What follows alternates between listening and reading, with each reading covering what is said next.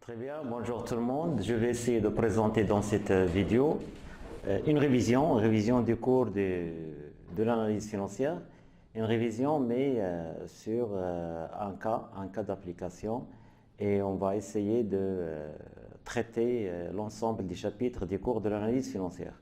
Donc le cas c'est un cas de deux entreprises, donc on va travailler sur deux bilans, deux exercices, 2015 et 2016, donc pour deux entreprises, Gaz et TMA. Alors la documentation comptable sur laquelle on va travailler, c'est une documentation certifiée, disponible sur le site de la Bourse de Casablanca, donc il y a les bilans, l'actif, le passif, il y a le compte de produits de charge, le CPC, il y a l'état des soldes de gestion et il y a le tableau de financement avec ces deux parties. Et puis des autres informations complémentaires comme le tableau des dettes, le tableau des créances, le tableau des immobilisations, les tableaux des titres de participation, etc. Donc on ne va pas utiliser toute cette documentation comptable, mais juste ce qu'il nous faut pour mener cet exercice d'analyse financière. Donc je reviens à l'objectif du cours, donc enfin l'objectif de cette présentation, de cette vidéo, c'est appliquer l'analyse financière, tout ce qu'on a vu, les trois chapitres, l'analyse fonctionnelle, l'analyse par le tableau de financement, l'analyse par le flux, et puis l'analyse liquidité et l'analyse par les ratios. Je commence par faire un petit rappel en ce qui concerne le bilan fonctionnel de l'entreprise, donc un petit rappel. Quelques éléments essentiels sur le bilan fonctionnel et le tableau de financement. Donc le bilan fonctionnel, c'est un bilan en grande masse. Donc c'est un bilan en grande masse. Il est élaboré à partir d'un bilan comptable auquel on apporte un certain nombre de retraitements et on applique un certain nombre de démarches d'analyse financière pour tirer des conclusions. Le tableau, le bilan fonctionnel, c'est un bilan qui est classé en termes de flux. Donc il y a les trois flux essentiels de l'entreprise. Donc il y a le flux d'investissement, et puis le flux de financement, donc le flux de financement et le flux d'exploitation. Et l'objectif de l'analyse financière, il est simple, donc l'objectif c'est essayer de porter une analyse sur l'équilibre financier. L'objectif donc c'est analyser l'équilibre financier de l'entreprise. Donc l'équilibre financier de l'entreprise. Donc cette notion de l'équilibre financier, elle va être traitée à partir d'un certain nombre de ratios pour voir est-ce que cette entreprise est équilibrée financièrement ou bien est-ce qu'elle présente les indices, des indicateurs sur une crise financière. Donc la première des choses, c'est qu'on va, à travers cette documentation comptable de ces deux entreprises, d'élaborer des bilans fonctionnels, d'analyser l'équilibre statique en premier lieu, et puis d'analyser l'équilibre par le tableau de financement. Ça veut dire une analyse dynamique. Une analyse dynamique. Et là, c'est une analyse dynamique. Donc là, c'est le tableau financier qui va nous permettre d'élaborer ou de faire une analyse dynamique. Par contre, à ce niveau-là, le bilan fonctionnel va nous donner des informations, mais d'ordre statique. On va voir ça petit à petit. Donc là, c'est ce qu'on va faire pour cette présentation. Donc là, c'est le menu. La documentation, c'est ça. Et nous avons le cours pour suivre le cheminement de l'analyse. Donc, un bilan fonctionnel, il faut le rappeler, un bilan fonctionnel, c'est un bilan en grande masse, classé en termes de flux. Alors, qu'est-ce qu'on va faire? On va transposer les montants qui existent dans ce bilan comptable, ça c'est un bilan comptable, au 31/12/2015, on va transposer ces montants qui nous concernent dans un bilan fonctionnel. Alors nous avons là 3 années et nous avons ici un certain nombre d'éléments. C'est les éléments, les masses, donc nous avons en actif l'actif immobilisé, l'actif circulant et la trésorerie actif. Et au passif, nous avons le financement permanent, passif, nous avons le financement permanent, le passif circulant et la trésorerie passive. Les montants, on va les rapporter directement du bilan comptable. Et là, l'actif, ce sont les emplois, et le passif, ce sont les ressources. Et toute la question maintenant de l'équilibre, c'est essayer de voir comment ces ressources-là ont financé ces emplois-là et dans quelle mesure. Donc si le financement, c'est à partir de cette relation entre les ressources et les emplois qu'on va pouvoir estimer est-ce que l'équilibre a été maintenu ou bien la gestion a été déséquilibrée. Et ça en calculant un certain nombre d'agrégats. Donc pour l'actif immobilisé, pour 2014, il faut voir tout simplement le bilan de 2015. Parce que le bilan, le modèle normal, il y a 2 colonnes. Une colonne pour le net de l'année en cours, de l'année en question, 2015, et une autre colonne pour l'exercice précédent, c'est-à-dire 2014. Dans un bilan fonctionnel, on va travailler par les montants nets. On va travailler par les montants nets.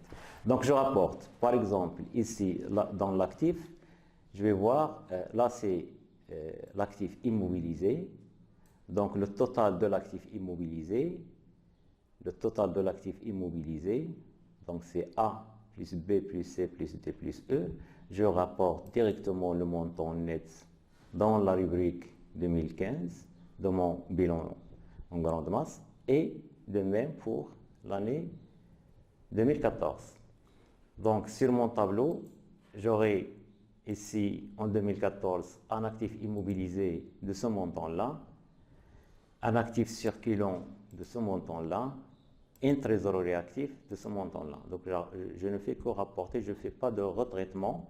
Donc il est utile de faire un certain nombre de retraitements qui concernent les flux qui ne sont pas des flux financiers, comme par exemple l'écart de conversion actif ou l'écart de conversion passif, qui ne sont pas des flux financiers, comme par exemple les immobilisations en non-valeur, mais le plan comptable ne tient pas en compte ces retraitements, et ce qui n'est pas l'équilibre, en tout cas au niveau des calculs, il est inchangé. Donc, parce que lorsque je retraite par exemple les immobilisations en non-valeur de l'actif, il faut le faire au niveau des passifs, donc les montants globaux changent, mais les rapports ne changent pas. En tout cas, l'objectif, c'est pas d'entrer dans les détails techniques des retraitements, mais de montrer l'analyse d'une manière globale, simple et intéressante. Très bien, donc là c'est pour l'année 2014, donc c'est la même chose pour l'année 2015, je rapporte les montants, et c'est la même chose pour l'année 2006 en ce qui concerne les emplois. La même chose pour le passif, donc je cherche l'information directement en ce qui concerne le financement permanent. Donc le total, c'est ça. Je prends les montants de l'exercice de 2015 et les montants de 2014. Et c'est la même chose pour 2016. Donc la même chose pour 2016. Je prends les montants de l'actif et je prends le montant des passifs. Donc il suffit d'aller directement vers les totaux et les rapporter directement sur le bilan fonctionnel en grande masse. Donc, pour les ressources, donc j'ai ces ressources, et il est toujours utile, lorsqu'on arrive à ce niveau-là, de calculer des variations parce qu'ils vont permettre par la suite de comparer entre les entreprises, d'expliquer les variations, etc. Comme par exemple ici, entre la variation de 2014 à 2016, on remarque qu'il y a une augmentation de 6%. Donc, à comparer avec l'augmentation, par exemple, des taux de croissance du secteur, parce que là, un actif immobilisé qui augmente, ce sont des investissements. Donc, l'entreprise, elle est dans une stratégie de croissance interne, elle est en train d'investir, ça augmente d'année en année. Et il faut comparer cette augmentation avec celle d'autres entreprises, par exemple du même secteur, pour voir est-ce que l'entreprise suit la croissance du marché, est-ce qu'il ça, c'est une information d'ordre général parce qu'il reste quand même à l'affiner au niveau des tableaux de financement. On verra ça par la suite. Donc là, j'ai les variations. Par exemple, au niveau des ressources, il y a aussi des variations. On remarque que le financement permanent, il y a quand même une légère augmentation de 3%, de 14 à 16. Par contre, au niveau des passifs circulants, il y a une diminution assez remarquable. Et pour la trésorerie passive, c'est encore plus. Donc, il a diminué de presque 96%. Donc, cette information, il est utile de la saisir le moment opportun parce que on aura besoin pour expliquer les phénomènes. Alors là, à ce niveau-là, le total, c'est toujours le total de l'actif qui est égal au total des passifs. Donc, l'actif en 2014, c'est 6 milliards 622 et les ressources, c'est 6 milliards 622 en 2014. Pour 2015, donc l'égalité, c'est la même chose. Pour 2016, c'est la même chose. Remarquons aussi là que le total du bilan, il a diminué. Donc, il y a là une diminution. Je vais faire le rapport là. Donc, c'est moins 15%. Donc, de 2014 à 2016, le total de l'actif, ça veut dire le total des emplois, a diminué de 15%. Pour les ressources, donc, ça doit être la même chose. Donc là, c'est un bilan condensé. C'est un bilan fonctionnel et qui est élaboré directement à partir des totaux du bilan comptable. Voyons maintenant qu'est-ce qu'on peut tirer comme information. Là, l'objectif, c'est toujours l'analyse de l'équilibre. Donc, on va essayer de déterminer deux indicateurs ou trois indicateurs principaux. Le premier, c'est le fonds de roulement fonctionnel. Là, donc, c'est fonds de roulement fonctionnel. Le deuxième, c'est le besoin de financement global. Et le troisième indicateur, c'est la trésorerie nette. Donc, pour le premier indicateur, le fonds de roulement, donc je prends tout simplement l'actif immobilisé, ça veut dire les immobilisations de l'entreprise, moins le financement permanent. Ou plutôt, c'est le financement permanent moins l'actif immobilisé. Donc, c'est le financement permanent moins l'actif immobilisé. Deuxième indicateur, c'est l'actif circulant moins le passif circulant. Et le troisième indicateur, c'est soit la trésorerie nette, c'est soit la trésorerie active moins la trésorerie passive, ou bien c'est le fonds de roulement moins le besoin au fonds de roulement.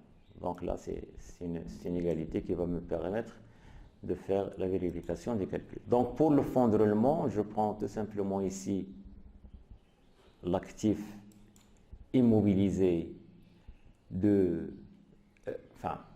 là c'est la différence entre l'actif immobilisé de 2014 et le financement permanent de 2014. Donc c'est un fonds de roulement positif. En 2015, ce fonds de roulement est un peu diminué. Donc on peut expliquer pourquoi en regardant les deux composants de cette équation. Donc qu'est-ce qui a changé, qu'est-ce qui a diminué. Et pour 2016, donc là, il y a aussi une diminution. Donc il est toujours utile de calculer là une variation pour voir de combien ce fonds de roulement a diminué. Le besoin de financement global donc pour 2014, il est négatif. Donc un besoin qui est négatif, ça veut dire que j'ai un actif circulant qui est supérieur au passif circulant. Donc un actif circulant qui est supérieur au passif, ou plutôt c'est le contraire. Plutôt c'est le contraire. Donc un besoin qui est négatif, ça veut dire que j'ai un actif circulant qui est inférieur au passif circulant. Ça veut dire que les ressources d'exploitation couvrent largement les emplois d'exploitation. Donc ce n'est pas un besoin, mais c'est un besoin qui est négatif. Donc c'est un besoin qui est négatif. C'est ça. Donc c'est la même chose pour 2015. Donc ici, les ressources d'exploitation sont beaucoup plus supérieures aux emplois d'exploitation de 2015.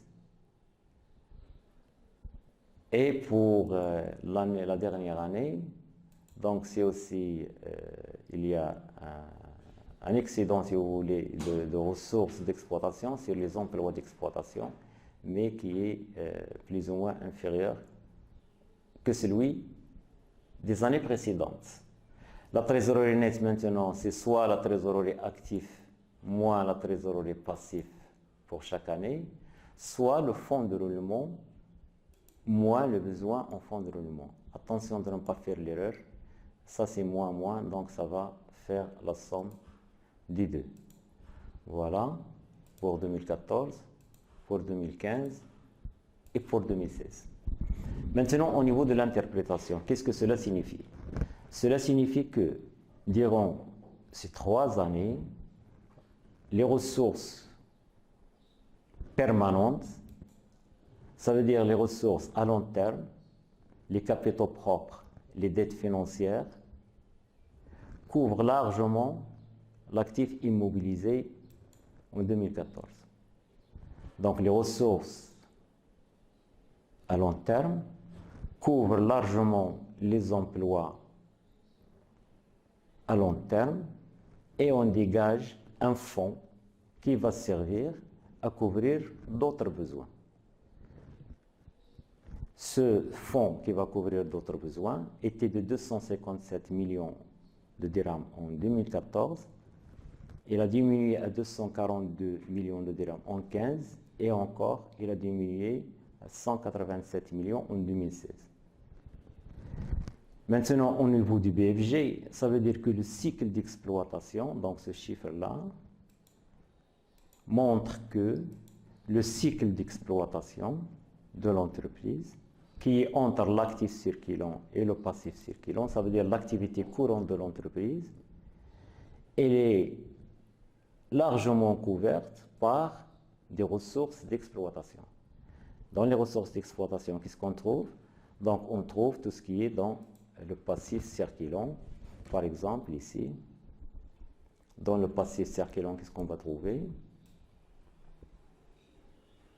Des fournisseurs et contrats attachés, des clients créditeurs, le personnel, donc tout ce qui est organismes sociaux, tout ce qui est État, TVA, tout ce qui est compte d'associés, ça veut dire les fonds que les associés laissent pendant un certain temps à l'entreprise, etc. Et les postes les plus importants, c'est le poste fournisseur, donc par exemple là c'est un peu 2 milliards. Et ces dettes fournisseurs, c'est de l'argent qui va rester à la disposition de l'entreprise. Et cet argent, c'est une ressource d'exploitation qui va permettre à l'entreprise de couvrir des charges d'exploitation, donc dans L'exploitation, c'est tout ce qui est marchandises, matières premières, produits en cours, produits finis, créances clients. Donc tout ça, ce sont des emplois et ces emplois-là sont couverts par des ressources d'exploitation. Alors dans cette situation, nous avons deux choses très importantes. D'une part, il y a un excédent des emplois, des ressources permanentes sur les emplois permanents. Et en deuxième lieu, nous avons un excédent des ressources d'exploitation sur les emplois d'exploitation. Donc forcément, la trésorerie sera une trésorerie positive. Donc la trésorerie nette, elle est positive durant toutes les années, avec un pic en 2015, c'est 662 millions de dirhams. Et ça a tombé à presque la moitié en 2016 à 300. Là, c'est l'argent qui reste dans les caisses de l'entreprise et qui est généré par, c'est pas du bénéfice loin de là, mais c'est de l'argent qui appartient aux associés, qui appartient aux fournisseurs, etc., mais qui tourne en attendant les délais. Cet argent-là, il est utilisé dans des titres et valeurs de placement, il est emprunté et il génère des liquidités, il génère des plus-values, il génère des produits financiers. Mais là, ce n'est pas notre sujet. Là, ce qui nous concerne, c'est de voir un peu l'équilibre financier à ce niveau-là. Donc là, c'est une entreprise, sur le plan financier, il présente une situation très importante, très équilibrée, donc il n'y a pas de faille, il y a assez de ressources, que ce soit à long terme, que ce soit d'exploitation, qui couvrent les besoins. Ça, c'est un premier. Donc à ce niveau-là, on peut déjà dire que deux importants indicateurs sont au vert, donc sont de couleur verte, hein, donc c'est très important. Maintenant, à partir de là, on peut calculer un certain nombre de ratios. Par exemple, un ratio de structure. Donc, il faut tout simplement prendre les capitaux propres sur les dettes financières et voir. Donc là, pour les capitaux propres de 2014, là j'ai les capitaux permanents, les capitaux propres plutôt, les capitaux propres. Les capitaux propres à diviser par les dettes financières ou bien les capitaux propres sur l'actif total. Donc on peut toujours utiliser plusieurs ratios pour exprimer la même chose. Donc dette financière dans le financement permanent. Très bien. Alors je prends les capitaux propres. Pour avoir les capitaux propres, il suffit d'aller directement sur le bilan, donc côté passif. Nous avons là le passif. Nous avons le total des capitaux propres. Donc je prends ce montant-là et je le transmets directement, je le mets directement sur mon tableau. Donc là c'est le montant pour 2016. Ça c'est le montant pour 2016. Donc je le mets sur mon tableau. Et je prends le financement permanent, je prends les dettes financières de 2016. Donc les dettes financières, les dettes de financement, voilà, les dettes de financement. Je prends le total de 2016 et je calcule un rapport qui sera très utile pour... Voilà. Donc ça donne un rapport de...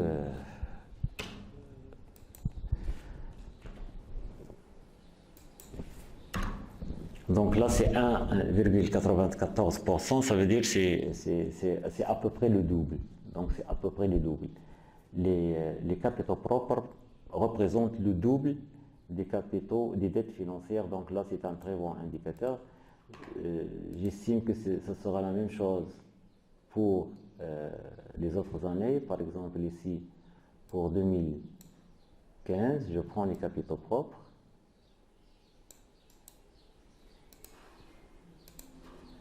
Pour 2015 et les capitaux empruntés pour 2015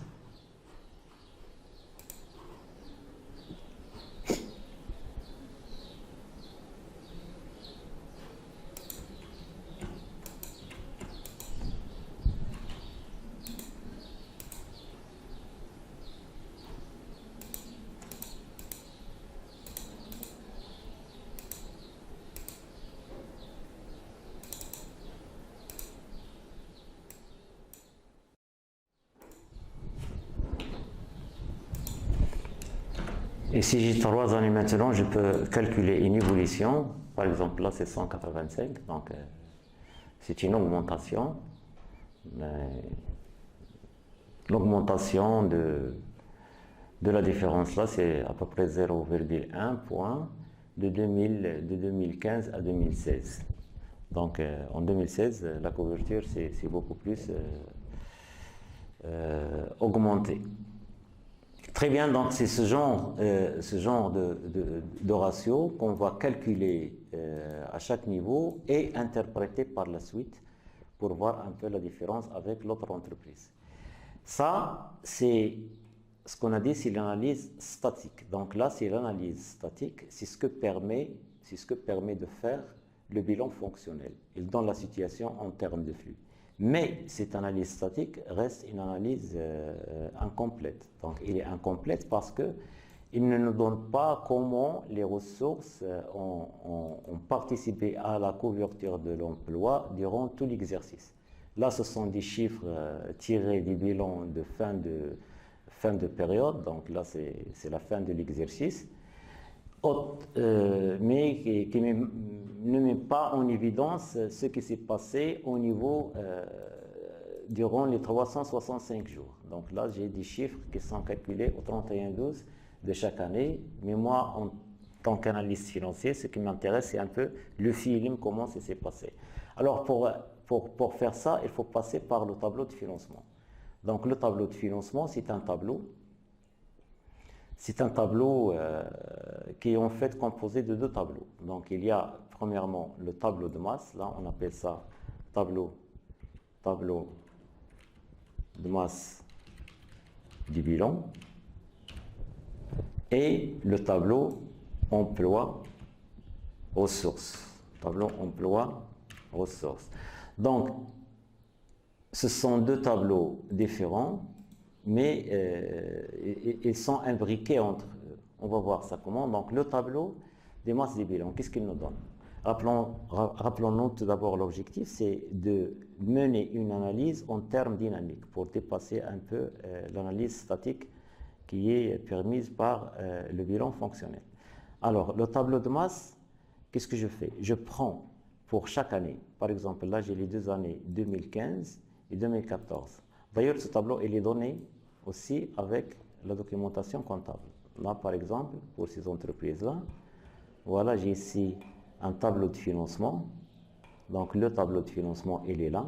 Tableau de financement de l'exercice, avec 2 tableaux, synthèse des masses du bilan et tableau emploi et ressources.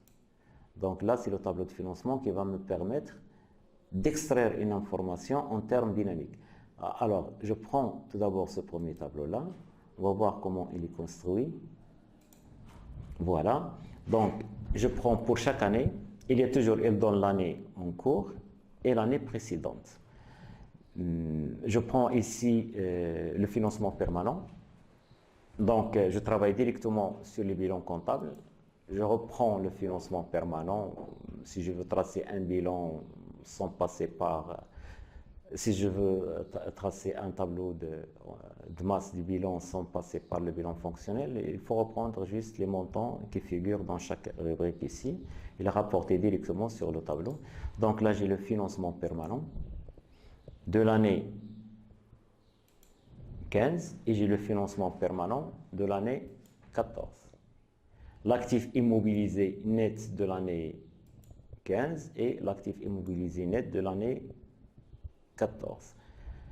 Je calcule le fonds de roulement fonctionnel, donc c'est la différence entre le financement permanent et l'actif immobilisé. Là, donc c'est le fonds de roulement fonctionnel. Pour la deuxième année, pour l'année précédente, c'est la même chose. Donc je calcule le fonds de roulement fonctionnel par différence entre ça et ça. Après, j'ai l'actif circulant, donc l'actif circulant net de l'année 2015 et l'actif circulant net de l'année 14. Le passif circulant, alors le passif circulant des 2 années 15 et 14. Et je calcule le besoin de financement global qui est la différence entre ce que nous avons fait ici. Donc j'aurais pu reprendre carrément directement ce tableau-là. Mais là, il montre en détail les composantes des fonds de roulement et les composantes du BFG. Alors, qu'est-ce qu'on va faire là? On va calculer la variation entre A et B. Ça veut dire la variation du financement permanent, la variation de l'actif immobilisé, et la variation de l'actif circulant et la variation des passifs circulants. Qu'est-ce qu'on va considérer? Toute augmentation de l'actif et toute diminution des passifs sera considérée comme une augmentation de l'actif comme un emploi. Toute augmentation de l'actif et toute diminution des passifs est considérée comme un emploi. Et toute augmentation, donc là, il faut le comprendre tout d'abord, ça veut dire un actif qui augmente, un actif immobilisé qui augmente, c'est un emploi. Un financement permanent ou bien un financement du passif circulant qui diminue, c'est un emploi. Et l'inverse. Donc toute augmentation des passifs, toute augmentation des passifs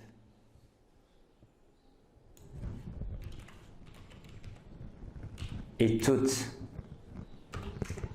diminution de l'actif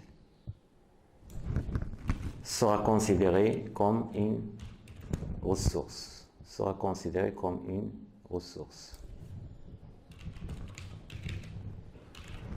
Un actif qui diminue, c'est une ressource. Par exemple, nous avons ici un actif qui diminue. Un actif immobilisé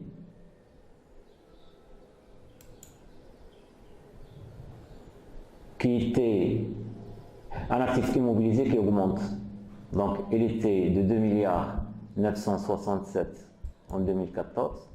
Il a augmenté à 3 milliards en 2015. Ça veut dire que c'est un actif immobilisé qui a augmenté, donc c'est un emploi. C'est un emploi d'un fonds de 35 millions, disons de 36 millions de dirhams. C'est un emploi, c'est une augmentation, c'est une variation positive. Là, par exemple, un financement permanent qui était de 3 milliards 225 a augmenté à 3 milliards 246. Donc, il y a une augmentation des financements permanents. Donc, c'est une ressource. On est là. Toute augmentation des passifs et toute diminution de l'actif est considérée comme une ressource. Là, par exemple, j'ai une diminution de l'actif. L'actif circulant était de 2 milliards, disons de 3 milliards, a diminué à 2 milliards. Ça veut dire qu'il y a à peu près 1 milliard de ressources dégagées durant ce mouvement-là. C'est un flux. Là, c'est un flux financier qui s'est intervenu durant les 365 jours qui séparent 31/12/2014 et 31/12/2015. Donc, durant cette période-là, on a enregistré un flux de ressources du fait de la diminution de l'actif circulant de 2014 à 2015. Ça peut être quoi? Ça peut être des stocks, par exemple, qui ont été écoulés, c'est une ressource. Ça peut être des clients qui ont réglé, c'est une ressource. Ici, par exemple, si on était dans un actif immobilisé qui a diminué au lieu d'augmenter, on sera dans une ressource. Un actif immobilisé qui diminue, c'est quoi? C'est une cession d'immobilisation, par exemple, corporelle ou incorporelle, la vente d'un terrain, par exemple. Donc, c'est un actif qui a diminué. C'est un actif qui a diminué, donc c'est une ressource. C'est l'inverse, comme le cas ici. C'est un actif qui a augmenté, donc on a investi, donc on a employé les fonds. Donc on est toujours dans la logique emploi, ressources, de celle de l'équilibre financier, l'équilibre fonctionnel de l'entreprise. Donc on est toujours dans l'approche fonctionnelle, mais à ce moment-là, on va voir un peu en des termes qui sont dynamiques. Là, donc un financement permanent, c'est comme ça. Donc la règle, c'est ça. La règle, c'est ça. Toute augmentation de l'actif et toute diminution des passifs est considérée comme un emploi. Toute augmentation du passif et toute diminution de l'actif est considérée comme une ressource. Et je calcule mon fonds de roulement fonctionnel. Alors là, il était positif. Et il était positif. Donc la variation, même s'il était positif durant les 2 années, la variation, elle est négative. Donc c'est une diminution. On a enregistré ici une diminution. A moins B. A, c'est 2 milliards 242 millions. 242 milliards. 257 millions, 242 millions, 257 millions, donc il y a une diminution de 14 millions 467 qu'on a enregistré et qu'on va considérer comme un emploi. Et la même chose pour le BFG. Donc je fais le calcul du BFG par diminution de l'actif circulant moins passif circulant, ça donne ça. Et puis, la même chose au niveau de 2014, ça donne ce chiffre-là. Donc, la différence, donc là, c'est positif, là, c'est positif, là, c'est la valeur absolue, c'est 172 millions, disons 173 millions de dirhams. Donc là, c'est une ressource. Pourquoi? Parce que l'excédent des ressources d'exploitation est plus important sur les ressources d'exploitation en 2015 qu'en 2014. Le passif d'exploitation offre des ressources supérieures aux emplois d'exploitation en 2015 qu'en 2014. Donc la différence, elle est positive, donc une ressource supplémentaire. Et la trésorerie nette à ce moment-là, c'est la différence entre les deux variations. Donc c'est la variation trésorerie nette, c'est trésorerie active moins trésorerie passive, ou bien la variation de la trésorerie est égale à la variation, donc variation de la trésorerie, donc la variation de trésorerie nette, elle est égale à la variation des fonds de roulement moins la variation des besoins de financement global.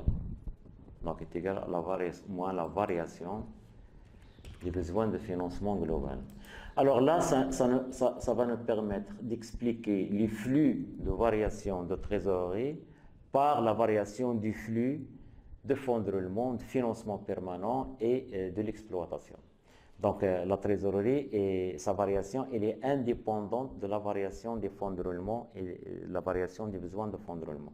Donc là, c'est déjà un élément fondamental qu'on peut tirer du tableau de masse. Donc le tableau de masse, c'est un document qui est donné, il suffit de le lire et de le comprendre pour faire la deuxième partie de ce tableau. Maintenant, ça c'est le premier tableau, donc c'est le tableau de masse du bilan. Voilà. Et on passe au tableau des emplois et ressources, donc TER. Tableau des emplois et des ressources. Ça aussi, c'est un tableau qui présente globalement deux rubriques, enfin globalement et uniquement deux rubriques. Dans une première rubrique, il y a les ressources stables de l'exercice et dans une autre rubrique, il y a les emplois stables de l'exercice. Et ça, on le fait sur deux exercices, donc 2 colonnes par exercice où il y a les emplois et les ressources. Là, c'est 2015 et là, c'est l'exercice précédent 2014. Alors, ce tableau, qu'est-ce qu'il va faire? Ce tableau-là, il va tout simplement essayer,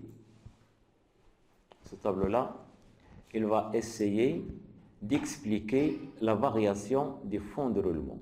Cette variation de fonds de roulement-là, il sera expliqué par le tableau. Ce tableau-là, il va expliquer la variation des composantes du fonds de roulement. Par contre, les composantes, le BFG, la variation du cycle d'exploitation, par exemple, la variation du cycle d'exploitation, là, et la variation de la trésorerie nette, ça, on va les rapporter directement, ces montants-là, on va les rapporter directement en bas des tableaux, ici, variation de la trésorerie, soit positive, soit négative, soit emploi, soit ressources, et aussi la variation des besoins de financement global, ou bien la variation du BFG, on va la rapporter ici. Par contre, tout ce qui est en dessous, là, ce sont des éléments qui vont expliquer la variation des fonds de roulement. C'est comme si le tableau, il calcule ces variations dans le tableau de masse, et il laisse les composantes des fonds de roulement et les détails, il donne les détails de cette variation des fonds de roulement dans le tableau. Par contre, la variation du besoin de financement global et la variation de la trésorerie, il les rapporte directement. Ce tableau-là, ça va nous permettre aussi de mener une analyse plus détaillée pour voir ce qui est vraiment, comment les choses se sont passées en termes d'emploi et de ressources permanentes, parce que là, c'est le fonds de roulement. Alors, ce que je fais maintenant, c'est je reprends directement le tableau de financement, voilà le tableau des masses.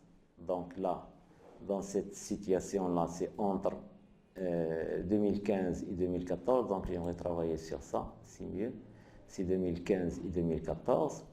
Donc le tableau de financement, c'est ça. Tableau de financement, donc il donne les masses, tableau de masse, il donne les variations de fonds de roulement et BFG et la trésorerie nette. Trésorerie nette, BFG et trésorerie nette, je vais les retrouver ici directement. J'ai ici un montant de... Alors, pour le fonds de roulement fonctionnel, donc pour le besoin de financement global, la variation, c'est une ressource entre A et B, donc les 172 millions. Je vais les retrouver directement ici, les 172 988, c'est variation des besoins de financement global. La trésorerie nette, donc sa variation est les deux, trésorerie nette, variation de 158 millions, un emploi, je vais la retrouver ici, variation de la trésorerie nette, 152, un emploi. Donc ces deux éléments-là, je les mets directement ici. Par contre, le reste, c'est le détail de la variation des composants du fonds de roulement. Rappelez-vous, l'objectif de cette analyse fonctionnelle, c'est tout simplement d'analyser comment l'équilibre s'est réalisé entre les emplois et les ressources. Alors, ce tableau-là me donne effectivement les détails des emplois et surtout comment les ressources ont été utilisées. Autrement dit, il nous montre comment les ressources qui ont été mises à la disposition de l'entreprise durant les 365 jours ont été utilisées. C'est ça. C'est ça la question fondamentale auquel le tableau de financement essaie de répondre, c'est comment les ressources qui ont été mises à la disposition du management de l'entreprise, à la direction de l'entreprise, comment ces ressources ont été utilisées et pour quels résultats.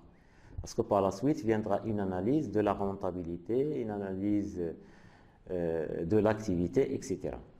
Et ça, c'est le point fondamental. Donc, le point d'entrée à l'analyse financière d'une entreprise, c'est l'analyse fonctionnelle.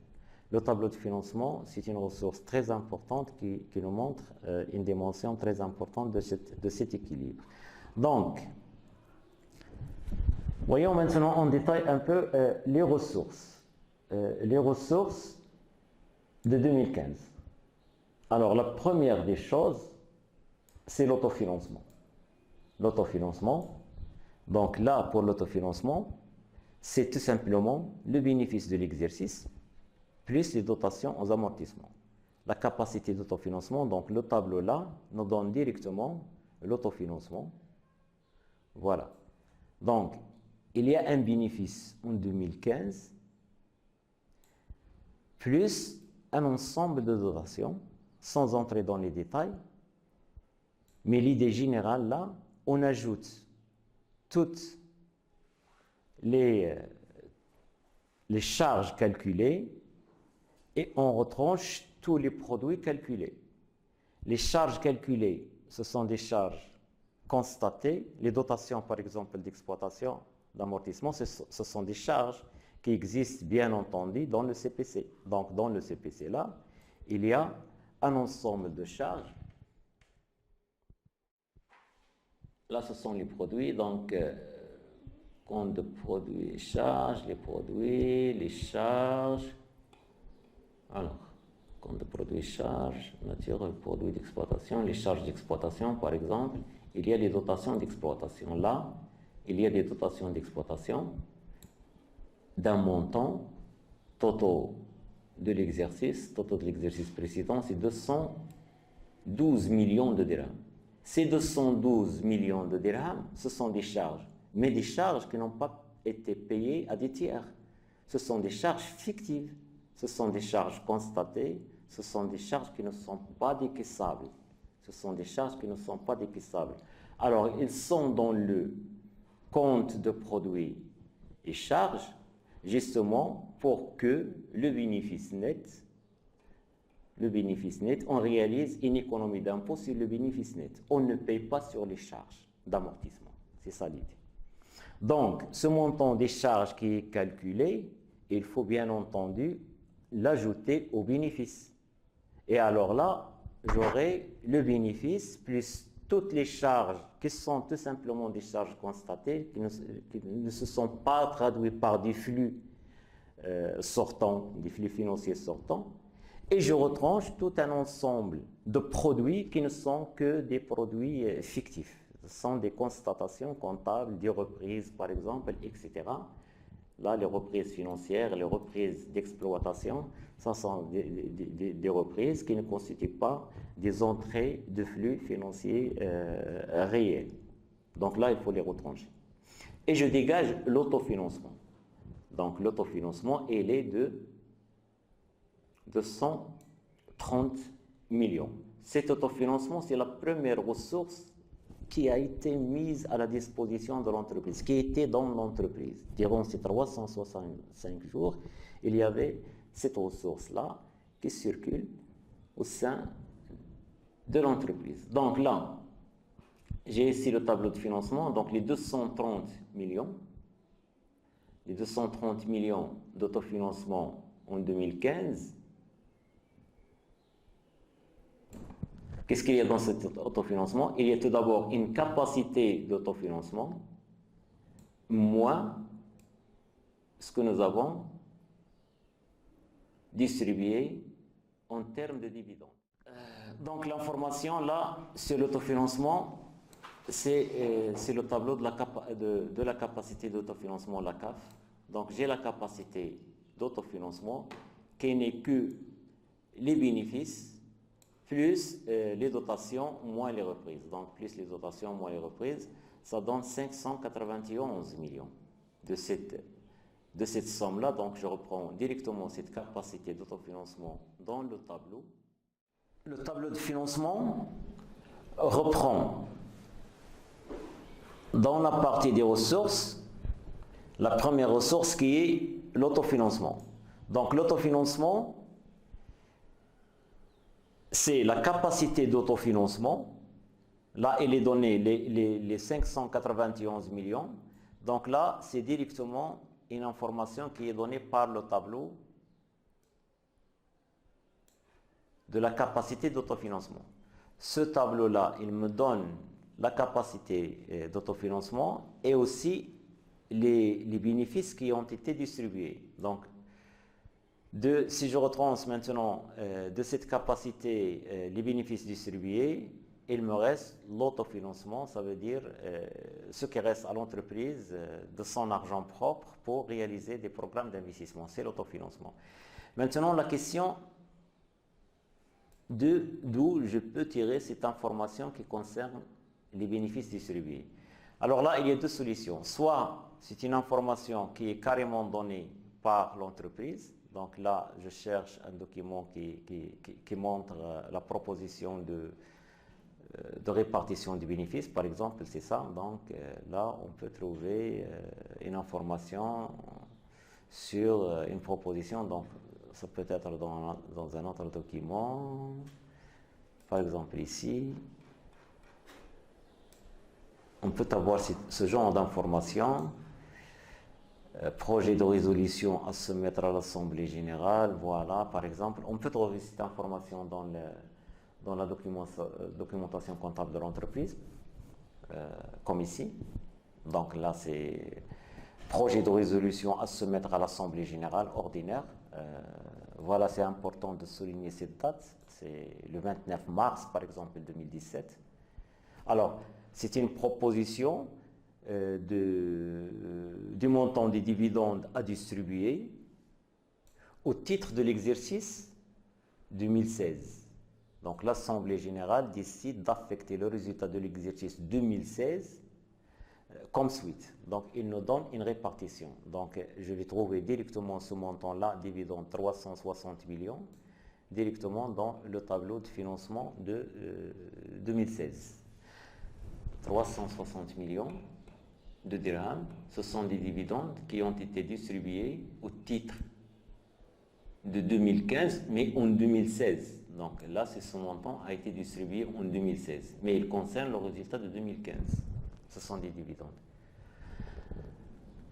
Soit je fais comme pour élaborer un bilan financier, je compare par exemple deux exercices. Donc là, il faut comparer 2015 et 2016 pour voir comment ce résultat a été distribué. Par exemple, là, je suis en 2016, les chiffres sont là et le résultat qui me concerne, moi, c'est le résultat de 2015. Donc, résultat net de l'exercice de 2015, c'est ça. C'est à partir de la variation de ces postes-là, de 2015 à 2016, je peux détecter le montant des dividendes qui ont été distribués. Alors, qu'est-ce que je fais? Je prends ce montant-là, j'ajoute le report à nouveau, et là, c'est le bénéfice distribuable, et je fais comment, le total de ces deux rubriques-là, comment il a été affecté, quels sont les postes qui ont changé. La réserve légale n'a pas changé, ça veut dire rien n'a été affecté à la réserve légale. Autre réserve, je remarque qu'il y a une augmentation, donc c'était 46,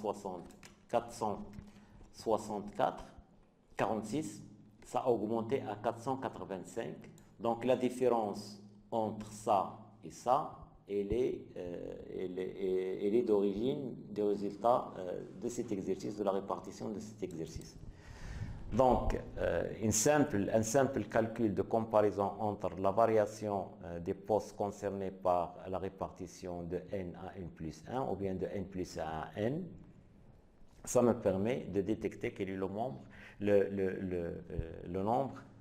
quel est le montant des dividendes qui ont été distribués. Ce montant de dividendes, je vais le retrouver ici dans le tableau de financement. Je vais le retrouver dans le tableau de financement. Et puis, donc là, et puis, il y a un autre type de ressources de ressources stables, c'est la cession et réduction des immobilisations. Remarquons que donc il y a 51 millions de cession et réduction d'immobilisation, c'est une ressource. Donc là, c'est un actif immobilisé qui diminue. Donc la règle, lorsque l'actif immobilisé diminue, c'est une ressource. Alors, j'ai ce montant-là qui provient des cessions d'immobilisation. On peut se poser la question, par exemple, cette entreprise, elle est en train de vendre quoi? Alors, il faut se référer directement au tableau des immobilisations pour avoir ce type d'information. Ça aussi, c'est très important. Tableau des immobilisations, les augmentations, ce sont les investissements, et les diminutions. Il y a trois types de diminutions. Il y a les cessions, il y a les retraits, carrément, un matériel retiré de l'entreprise, et il y a les virements. Donc, ce qui me concerne, ce sont les cessions. Qu'est-ce qu'on a vendu? On a vendu des immobilisations corporelles. Précisément, on a vendu des installations techniques, matériel et outillage. Installations techniques, matériel et outillage, donc d'un montant de 51 308. Remarquons que cette cession-là, cette diminution-là, il n'est pas donnée par le bilan fonctionnel. Le bilan fonctionnel, qu'est-ce qu'il me donne? Le bilan fonctionnel me donne des totaux. Donc le bilan fonctionnel, il me donne des totaux. Voilà. Alors le bilan fonctionnel ici, l'actif immobilisé, en 2014 était de 2 milliards, disons 3 milliards, 2 milliards 900, en 2015 a augmenté de 3 milliards. Mais l'information sur qu'est-ce qui a augmenté, qu'est-ce qui a diminué, ça ne me permet pas de dire ça. Donc là, on suppose que ça a augmenté de 6%, mais peut-être qu'il y avait une diminution de 2 et une augmentation de 8. Mais la moyenne, c'est 6. Donc, il faut être très vigilant, il faut pas interpréter ces variations-là comme étant des variations absolues. Il faut affiner cette analyse par le tableau de financement. Donc, c'est ça l'utilité de ce tableau. Je continue. Quelles sont les autres ressources stables? Donc, il y a la cession d'immobilisation. Et puis, il y a une augmentation de dettes de financement. Donc, il y a un montant de 14 millions de dettes. Voilà, donc, ce montant-là d'augmentation, là aussi, le bilan fonctionnel ne permet pas de donner ce montant-là et il ne faut pas chercher l'information, il n'existe pas. Donc, on ne donne pas, on donne, sûrement, il y a un tableau des dettes, mais ce tableau-là ne donne pas aucune information sur les emprunts nouveaux. Donc, il donne ça en termes d'analyse par échéance, donc plus d'un an, moins d'un an, autre analyse, montant vis-à-vis de l'État, etc. Donc, mais ça ne donne pas d'informations sur ce qui a été contracté comme nouveau emprunt, ni sur ce qui a été payé comme dette. On se réfère directement au tableau de financement pour voir ça. Alors, qu'est-ce qu'il y a d'autre? Augmentation des dettes de financement. Donc là, c'est les dettes de financement. Voilà le total des ressources stables. Donc, les ressources stables dégagées durant ces 365 jours, c'est ça. C'est 365 millions de dirhams. En 2014, c'était un peu plus. C'était 983 millions de ressources. On peut déjà voir que la différence, ça existe à ce niveau-là. Donc cette entreprise a fait beaucoup, a enregistré une grande augmentation, une augmentation très importante des dettes de financement. C'est 622 millions de dirhams. Le reste, donc il a distribué à peu près la même proportion de dividendes, peut-être avec un peu plus d'augmentation de cession d'immobilisation, de vente de cession d'immobilisation. Mais là, c'est déjà, on peut tirer une information très importante, c'est que l'entreprise est en train de vendre son actif immobilisé et on a vu tout à l'heure qu'elle est en train aussi de le renouveler et d'investir. Ça, c'est côté ressources. Voyons maintenant côté emploi. Qu'est-ce qu'il y a dans les emplois? Donc, les emplois stables, il y a les augmentations de l'actif. Donc, les augmentations de l'actif sont des emplois. Voilà. Il y a l'acquisition et l'augmentation d'immobilisation. Donc, il y a cet effort d'investissement. Il y a cette stratégie de croissance interne. Il y a aussi le remboursement des dettes. Le remboursement des dettes, c'est une diminution de l'actif. Donc, en termes de variation, c'est un emploi. Il y a remboursement des dettes. Et j'ai un total. Donc, c'est tous les deux grands montants, c'est ça. Et j'ai un total des emplois stables de 420 millions, disons 421 millions de dirhams. Et pour les ressources, j'ai ce montant-là. Donc, qu'est-ce que j'ai là? J'ai les montants des ressources stables durant l'exercice, le total des emplois stables durant l'exercice, la variation des besoins de financement global là je le prends directement de la synthèse des masses du bilan, donc la variation des besoins de financement global, et la trésorerie nette aussi, je la prends directement. La trésorerie nette, je la prends directement des tableaux de financement. Donc c'est 360 millions. C'est 360 millions pour la trésorerie, donc c'est une ressource. 360 millions, c'est une ressource. Donc, et maintenant je fais le calcul de telle manière que l'ensemble des ressources est égal à l'ensemble des emplois. Donc, toutes les ressources qui ont été mises à la disposition de l'entreprise ont été utilisées de cette manière.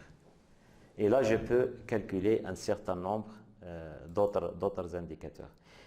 Ce qu'on peut dire maintenant au niveau des tableaux de financement, ça permet justement d'expliquer la variation en termes dynamiques des besoins des fonds de roulement, mais malheureusement, il ne nous donne pas le détail de la variation des éléments des besoins de financement global. Ça veut dire qu'il ne détaille pas comment les postes de l'actif circulant et les postes des passifs circulants ont changé. Donc, il nous donne une information synthétique sur la variation du BFG. On aurait aimé avoir une information plus détaillée sur qu'est-ce qui a augmenté au niveau des composants de l'actif circulant, qu'est-ce qui a augmenté au niveau des composants des passifs circulants. Donc, c'est un peu, et à partir de là, on peut tirer un certain nombre d'informations sur l'équilibre, par exemple, en regardant sur 2 ou 3 années, on peut voir par exemple l'évolution des indicateurs de l'équilibre entre ces deux entreprises.